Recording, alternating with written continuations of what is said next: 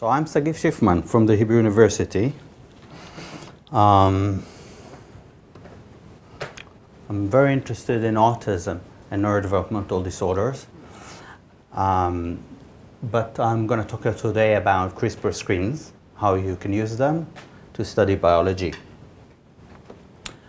And so many of us are geneticists, and we are interested in trying to identify the connection between genotypes and phenotypes. And the way most people do it is look at natural genetic variation and associate it with human diseases or traits. But an alternative approach is to generate the genetic variants yourself on a clean background.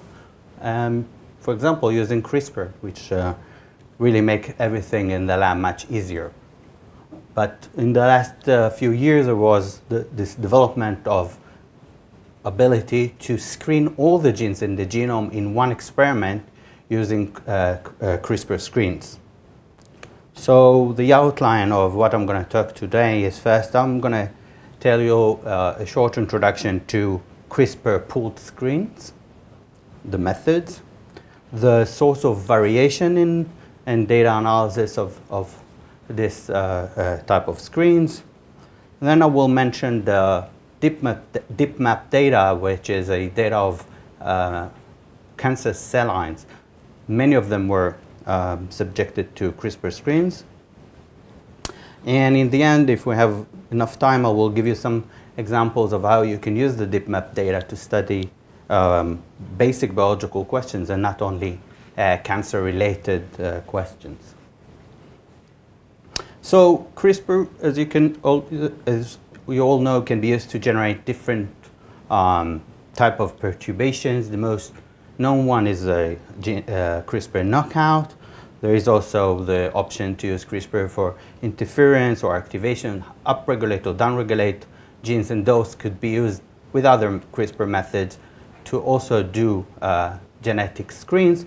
But today I will focus on the simplest and also the most common approach of CRISPR knockout, and I'll just remind you that we're using guide RNA that will guide the Cas9 protein into specific sites in the genome. The Cas9 will generate double-strand breaks that will be repaired by the cells. This will result in small deletions and duplication that may lead to the knockout of the gene. And so how do we use this for a genetic screen? We do everything, it's called CRISPR pool, because everything is done in bulk in a pool. We take cells, millions of cells, we grow them together in a dish. Ideally, we will use Cas9 expressing cells that already express the Cas9. And then we will transfect those cells in bulk with viruses that contains guide RNA. So each virus has a different guide RNA. And the way we do it is that the ratio of viruses to the cells is such that we have small amount of viruses per cell, and so that the probability that a cell will get more that will be transfected by more than one virus is very, very low. Okay, so what you get here is that each cell will have a different guide RNA that may lead to a knockout of a specific gene. Again, all of this is in the same dish. And then we're going to have a period of selection. This could be simply as just letting the cells proliferate and grow, but some studies will use some kind of challenges.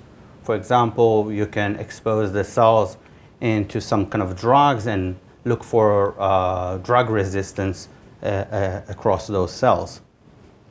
And after this selection period, what we're going to have is that some cells will have advantage because of their mutations, and they will grow in a higher rate, like those yellow cells here. Some cells will have a disadvantage because of a mutation, like those blue cells, and they will decline with time or even disappear, and some are unaffected, like those red balanced cells.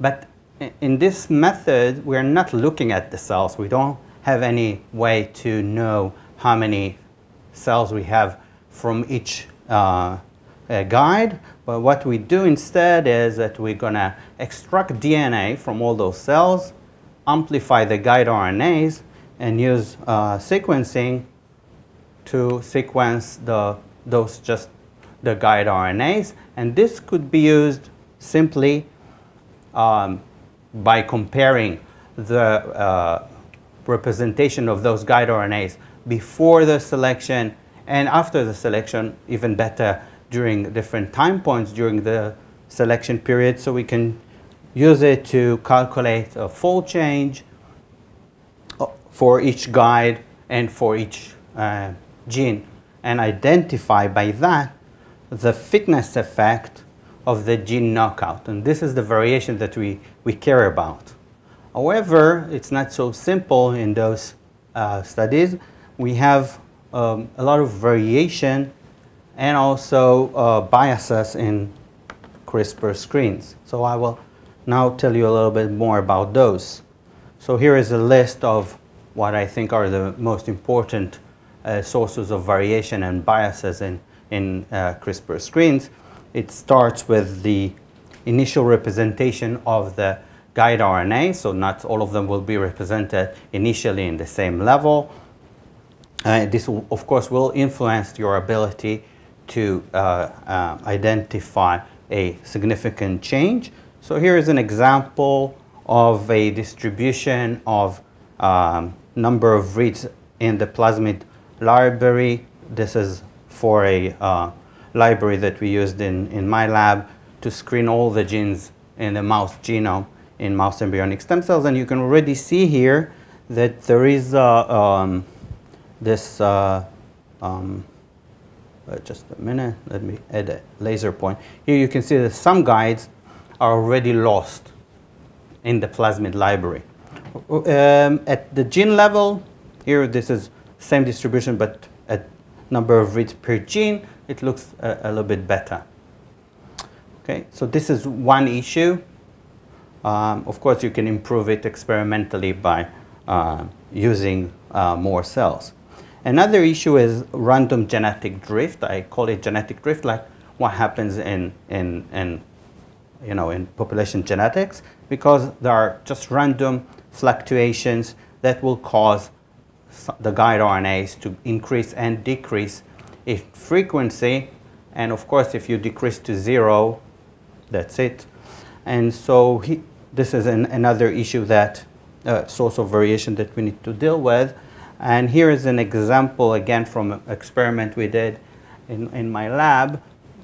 What you see here are the distribution of the guide RNAs in the library. I hope you can see it. Here it's in the library, and then following different days of just letting the cells proliferate.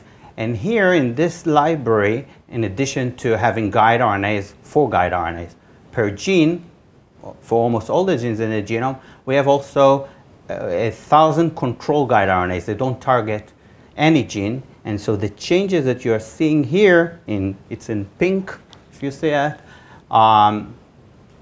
this is just this random changes in guide RNA frequency, because there is no selection operating on those guide RNAs. Another source of variation is the efficiency of those guide RNAs. As I already kind of hinted, you will get a double strand break, but with some type of probability, and also the chances that this double strand break will lead to a knockout, it's of course very far from 100%. And so in those libraries, normally you will have several guide RNAs that will target the same gene. And you will see also differences in this efficiency of those guide RNAs between those guides that target the same gene. And this is again something that you need to take into account. And here is just an example of the dynamic of 4 guide RNAs, and the y-axis is the counts per million. And you can see that there are 2 guides here that are kind of depleted in different time points during the selection period, and there are 2 other guides that behave in a very different way. They look more, kind of more stable. So this is another thing we need to take into account. So these are sources of variation. We have also biases in the CRISPR screen. Most famously are the copy numbers. This is a big issue mainly in cancer cell lines, and also proximity biases. Here, what I show you here is in green are guide RNAs. It's the fold change in log.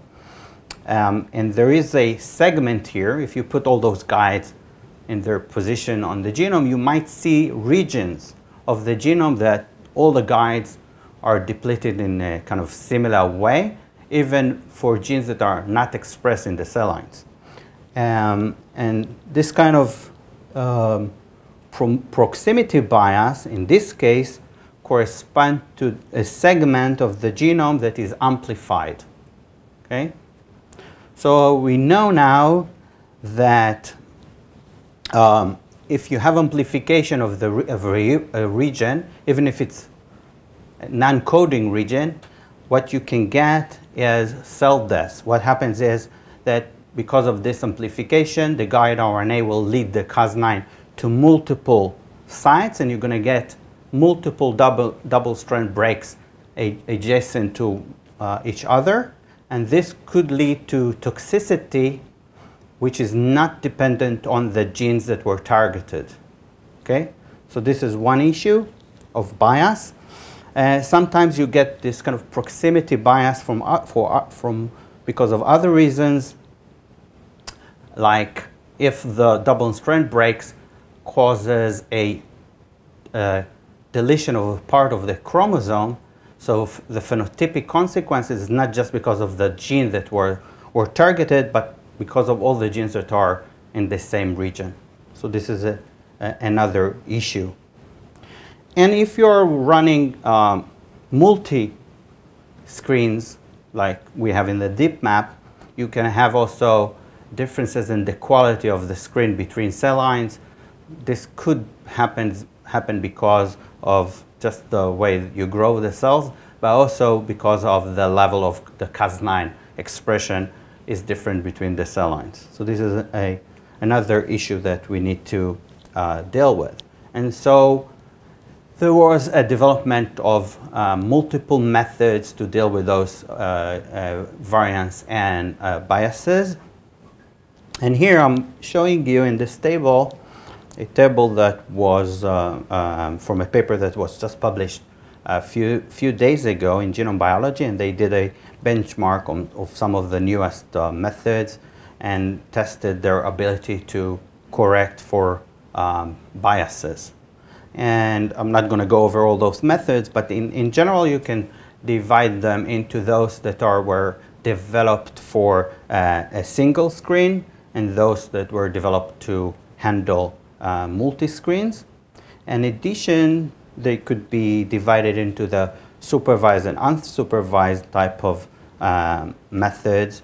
Those that require additional data to correct for biases, most of them will use the gene level copy number to correct for the amplification, and some of them don't need any additional data to correct for those biases.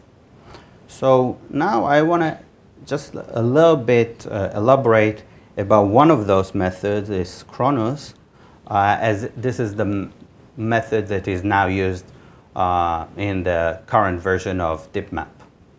Okay? So this model, the core model of Kronos simplifies the situation by first assuming that you can take all the cells that are targeted by or infected by one guide RNA and divide them into two possibilities. So you have in red and blue. In red those are the infected cells that you had a successful knockout. In blue are the ones with unsuccessful knockout. Okay, so they ignore other possibilities like heterozygotes, mutation, etc. So you have two groups in this model. And the probability for the knockout here is calculated as a product of a probability of the cell line. This, as I said, relates to the screen quality, and also a probability of the guide RNA itself, which has, as I said, differences between guide RNAs. And of course, those two populations will have a different rate, a different growth rate, and Kronos would like to infer the rate of the knockout cells.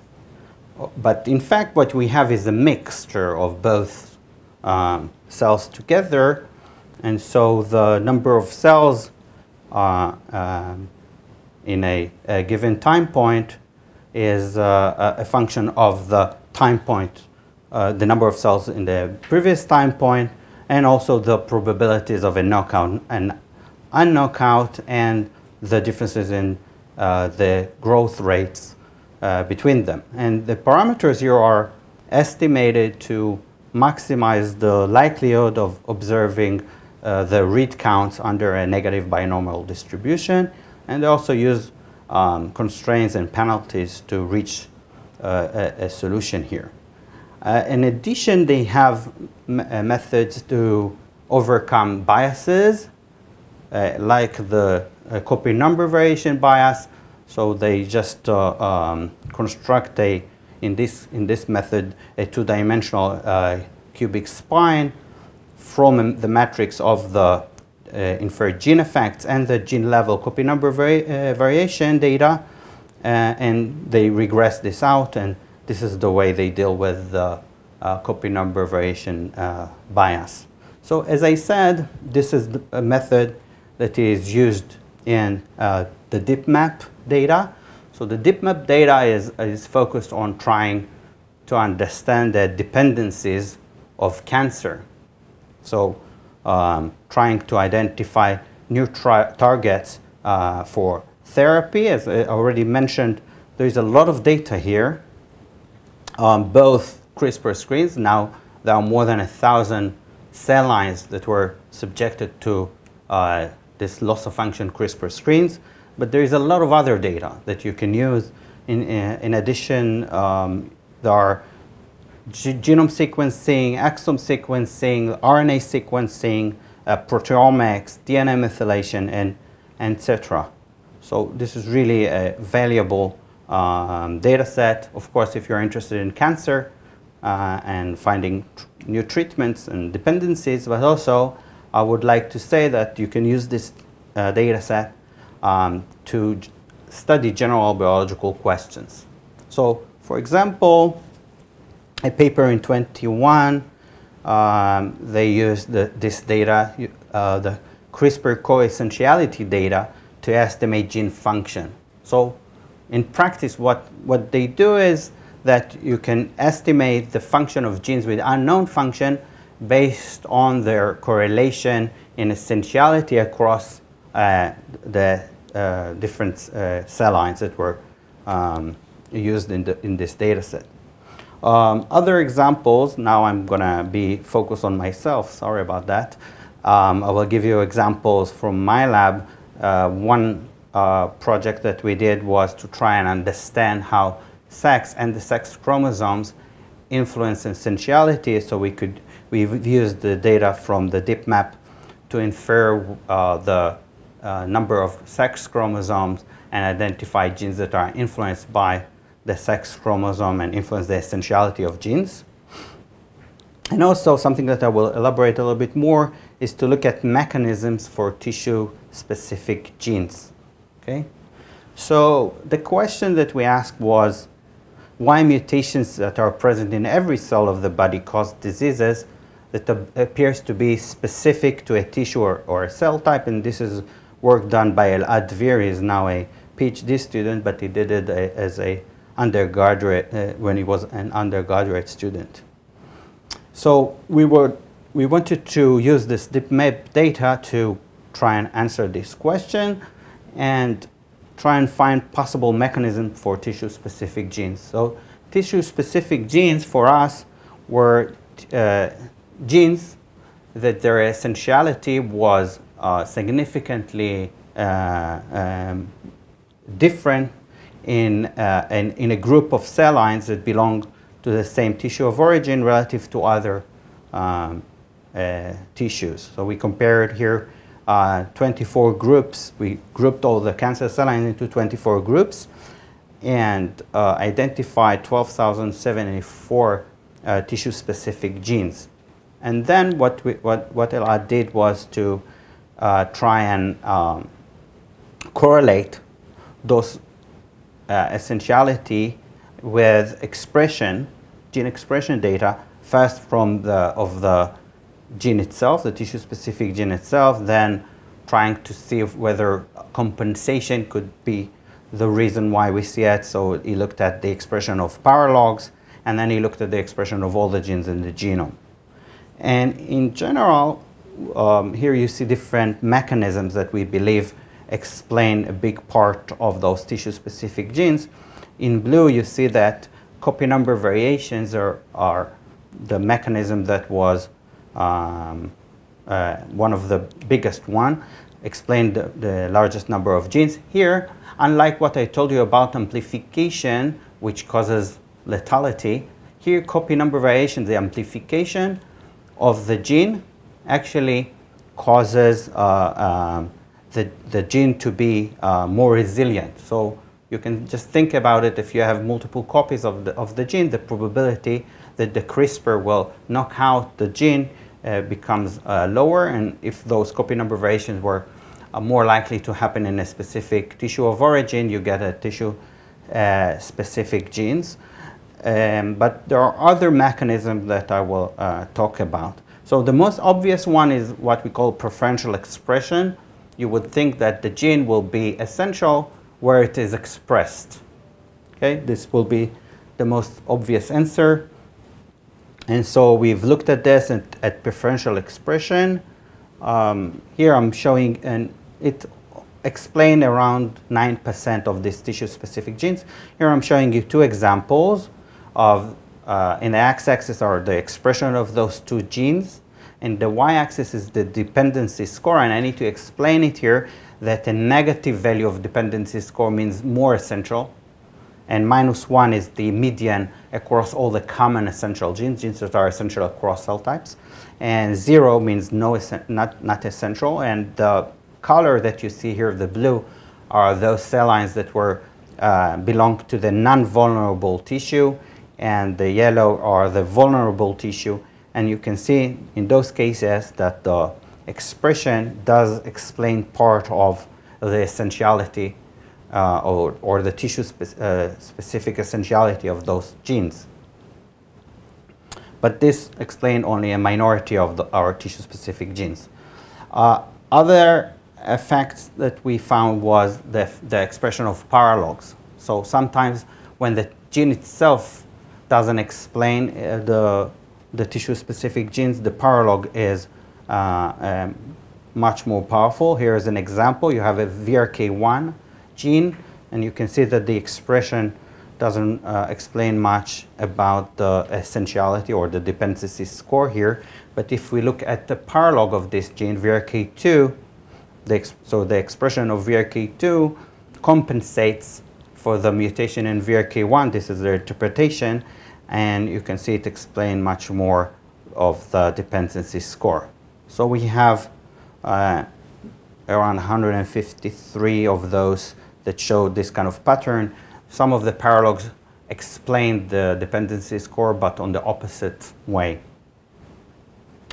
In general, what we see is that if we look at genes that are not essential, then they tend to have a lot of paralogs. If a gene is common essential, that is essential across cell lines, it tends to be without paralogs, and this is what you see here. So the number of paralogs, or the proportion of non-essential genes, common essential genes, you see little amount of paralogs, and the tissue-specific genes are kind of in between. And then we asked what could be responsible for the remaining tissue-specific genes.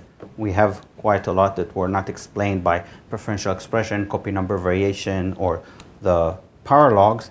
And so what we did was to correlate their essentiality with all the genes in the genome. We used a stepwise rank regression model to identify the significant one.